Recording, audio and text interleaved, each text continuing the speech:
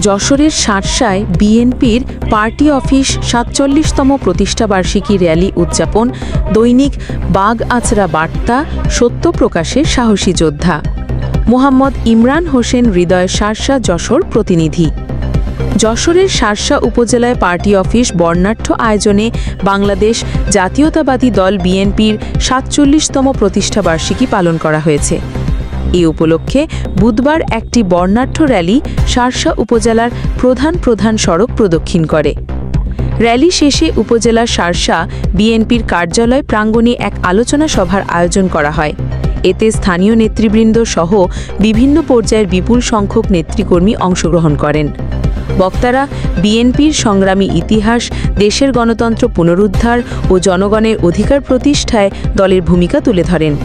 আলোচনা সভায় বক্তারা বলেন, বিএনপি সবসময় জনগণের পাশে থেকেছে, ভবিষ্যতেও গণতন্ত্র পুনরুদ্ধার ও জনগণের অধিকার রক্ষার আন্দোলনে অগ্রণী ভূমিকা পালন করবে। অনুষ্ঠানে প্রধান অতিথি হিসেবে উপস্থিত ছিলেন যশোর জেলা বিএনপির সংগ্রামী সভাপতি অ্যাডভোকেট সৈয়দ সাবারুল হক সাবু।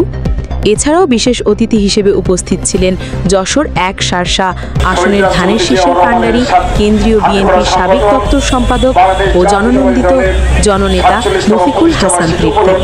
সমাবেশে আরও উপস্থিত ছিলেন জেলা বিএনপি ও অঙ্গ সহযোগী সংগঠনের নেতৃবৃন্দ সহ শার্শা উপজেলা বিএনপির সভাপতি আবুল হাসান জহির, সাধারণ সম্পাদক নুরুজ্জামান লিটন, যুগ্ম সম্পাদক অ্যাডভোকেট মোস্তফা কামাল মিন্টু, সাংগঠনিক সম্পাদক আশরাফুল আলম বাবু, কাইবা ইউনিয়ন বিএনপির যুগ্ম সম্পাদক তাজউদ্দিন আহমেদ, কাইবা ইউনিয়ন বিএনপির সাধারণ সম্পাদক শহীদুল ইসলাম, আইন বিষয়ক সম্পাদক মশিউর রহমান, কাইবা ইউনিয়ন বিএনপির সহ সংগঠক কামরুজ্জামান মিয়া, সদস্য সচিব ইমদাদুল হক সহ স্বেচ্ছাসেবক দলের আহ্বায়ক রাকিবুল ইসলাম দীপন ও সদস্য সচিব সেলিম হোসেন আশা সহ ইউনিয়নের সকল ওয়ার্ডের সভাপতি সম্পাদক সহ যশোর জেলা ও উপজেলার বিভিন্ন পর্যায়ের অঙ্গ সংগঠনের বিভিন্ন পর্যায়ের নেতৃবৃন্দ উপস্থিত ছিলেন।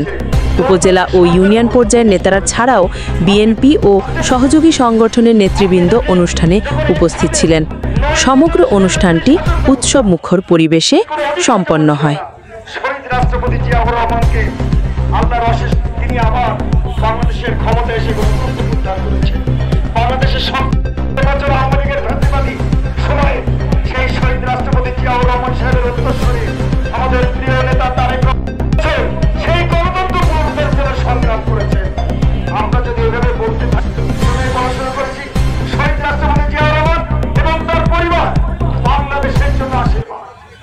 আজকে তার জন্য দোয়া করতে চাই, পরিবারের জন্য দোয়া করতে চাই।